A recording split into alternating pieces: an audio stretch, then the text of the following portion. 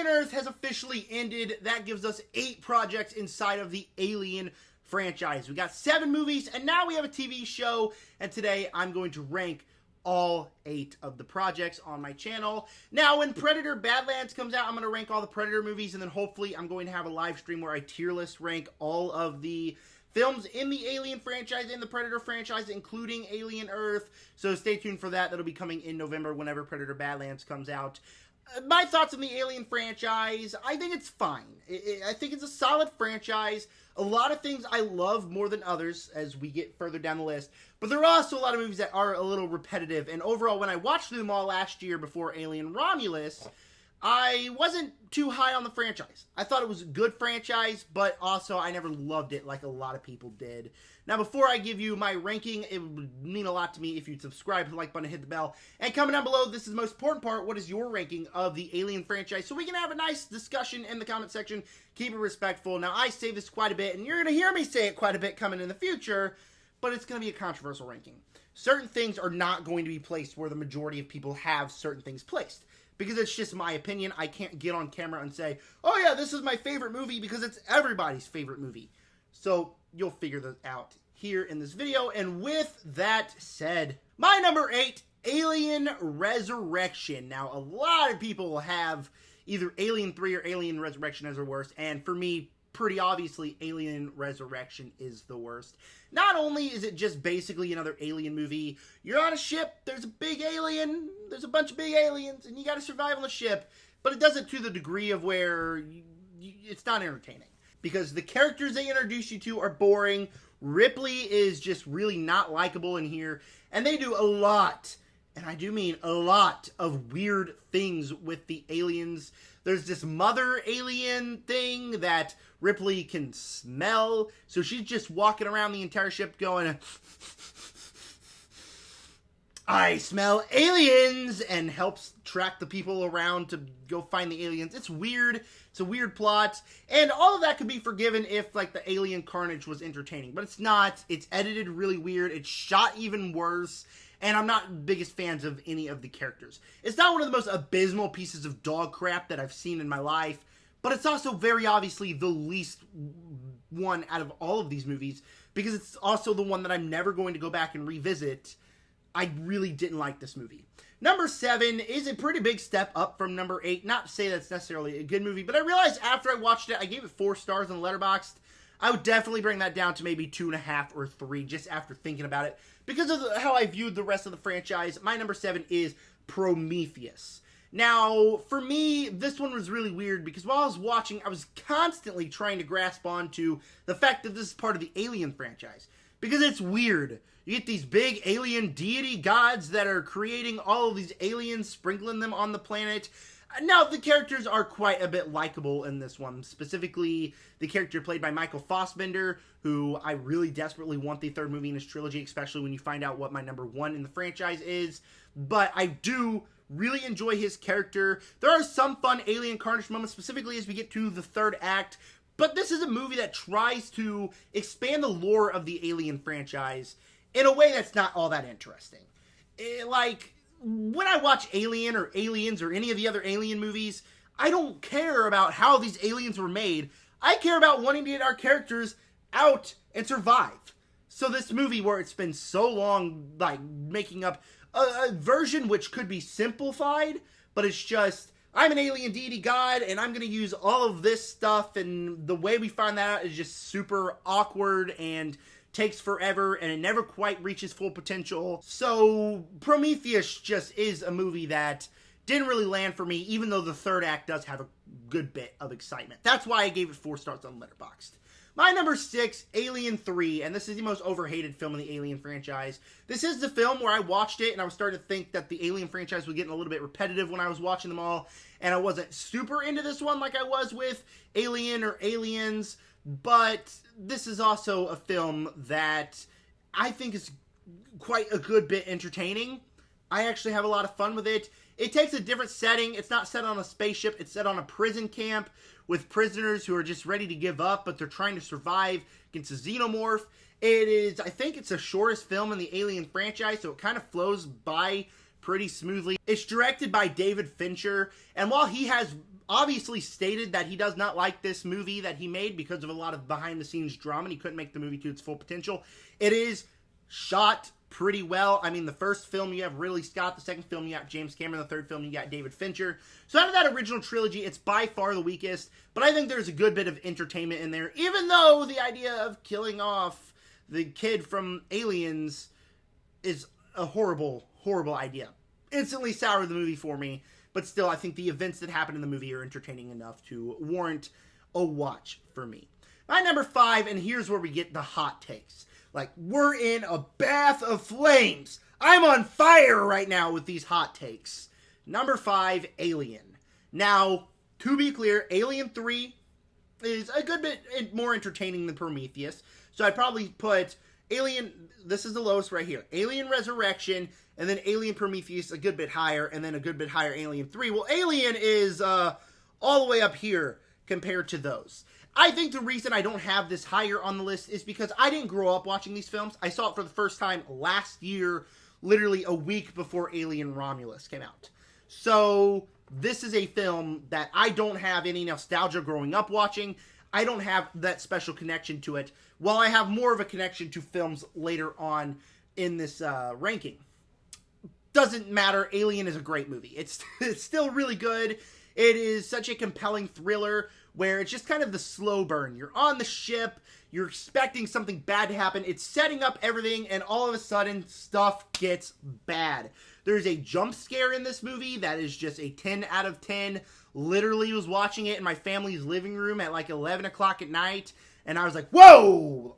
Screamed, and I woke up my family because the jump scare really got me. The xenomorph design is groundbreaking. It definitely changed the way we view aliens and definitely changed the course of horror history with this film. Ridley Scott's direction is perfect. It really is an intense movie that just has all the gore, has all the violence that you want from a claustrophobic, one area thriller. I do think the third act gets a little bit long, however. I do feel like the third act kind of loses me a little bit, specifically with them battling the xenomorph, and just kind of runs a little bit long. And that really is why it's not higher on the list, because the third act is not as near as entertaining as the rest of the film. But for a containment thriller, this is the containment thriller, and it is a great movie. Again, another hot take. Number 4, pretty much on the, like this, Aliens. Now, I guess if I have to get technical, I prefer myself an Aliens guy, because I always think action movies are more entertaining than thriller movies, even though Alien is just a great thriller.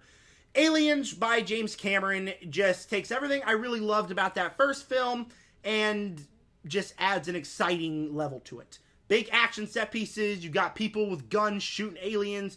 Instead of just one alien, you got like more aliens.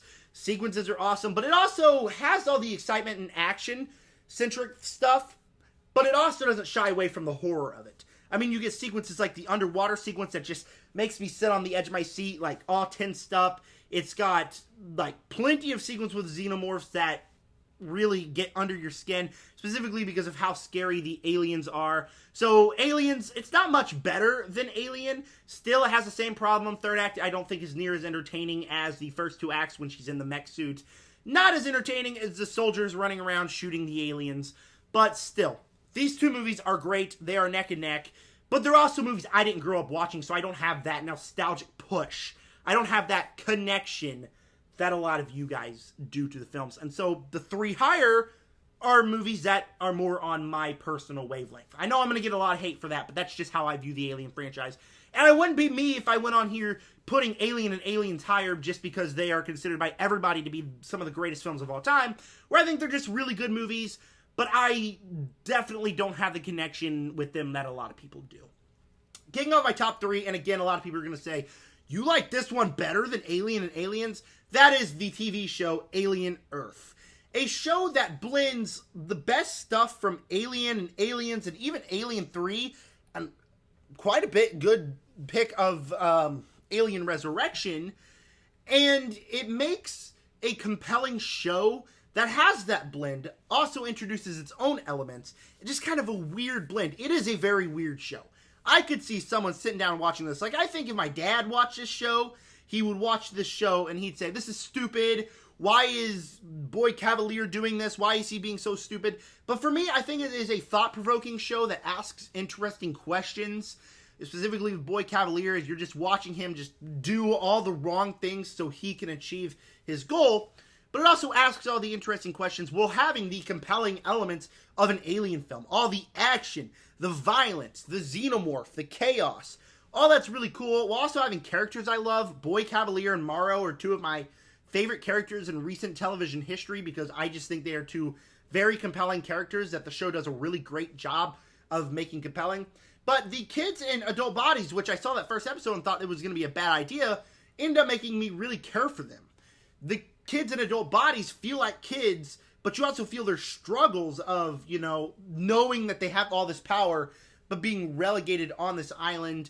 I do wish that it closed it out a good bit better. I do think that the finale ending on a cliffhanger was not a very good idea, specifically because it can very easily be resolved with another 15 minutes of the season. I was literally so upset when I heard that rock music come in because I really wanted to know what happens next. But I am very much eagerly anticipating the next season of Alien Earth. I think Alien Earth was a pretty huge success. My number 2, for me, the runner-up, before I give you my 2 and my 1, it would do me a huge favor if you'd subscribe, like button, hit the bell, and tell me down below your ranking of the Alien franchise. I'm pretty sure Alien and Aliens will probably be first and second in your ranking. That's not me. Please don't unsubscribe or leave the channel because you don't agree with my opinions, because they are just my opinions, and I would love to hear yours in the comment section. With that said, number 2, Alien Romulus, the most recent movie in the Alien franchise. It is a film that brings the horror back to the Alien franchise with Fede Alvarez, who I think is a great director. He directed Alien 3, or not Alien 3, Evil Dead, the remake, which I thought was not great. I feel like it was more fan fiction-y than a straight Evil Dead movie. But as much as I enjoy the blood and gore and the horror elements in that, it is a scary movie, and this one definitely brings that, while also having characters you care about. You love the characters. This is my introduction to David Johnson, who, if you don't know, was in this movie, and he's the standout in here. He was in The Long Walk, and he's pretty obviously the standout in The Long Walk. So introduce me to David Johnson, who just has this compelling character, has this compelling character arc throughout the entire movie. You also have people like Isabella Merced in this movie, who I just think is absolutely great. And our final girl in here, I also think is really good. I think about this movie, and I think the set pieces. I think the sequence where they're running from the face huggers. I think of the sequences where the alien venom is throughout the entire hallway in Zero Gravity. It is a film that is filled with horror, filled with the big action spectacle set pieces. And it's a film that has a very nice direction by Fede Alvarez. And even it has some more of the hybrid stuff. Now, I don't think the hybrid stuff, especially on rewatch, is as compelling as the running from xenomorph stuff. But also is a very creepy looking hybrid, and there is a fantastic jump scare in this movie as well. So Alien Romulus is a great movie. But my number 1, pretty much on the opposite spectrum to where I had Prometheus at number 7. My number 1, well, that's going to Alien Covenant. This is a movie that I was not excited to watch. I thought, okay, another 2.5 hour Alien film where we're probably not going to get much Alien stuff. Boy, was I wrong. This is the film that has all the payoff from that first film, while also having the horrifying elements, giving us the answers to questions that after the first film, I wasn't really dying to know, but we figured out anyways. So gave us the answers to those questions, while also just having some pretty great alien carnage. You get the xenomorph running across a spaceship throughout the third act. You get the crazy about 45 minutes into the film where the action really starts to ramp up. You get all these sequences that are awesome. And also, it's just a movie that's just awesome on the eyes. There is one sequence on a specific planet where a ship's crashing down, where I was watching this sequence, and I'll tell you what, on my TV, I was blown away by this sequence. So it's a film that has the biggest scale, has the biggest design, biggest set pieces, but also answers the questions I want to know, and also has some really great alien action. So a lot of people don't love Alien Covenant. I do. I think it's my favorite film in the Alien franchise. So that is my ranking of all 8 films in the Alien franchise. I want to know your ranking down below in the comment section. And stay tuned for several more reviews in the coming days. We got Marvel Zombies, The Strangers Chapter 2, which I'm leaving for in 15 minutes, and One Battle After Another, which is by far the one I'm most excited to bring to you guys. And with that said, subscribe.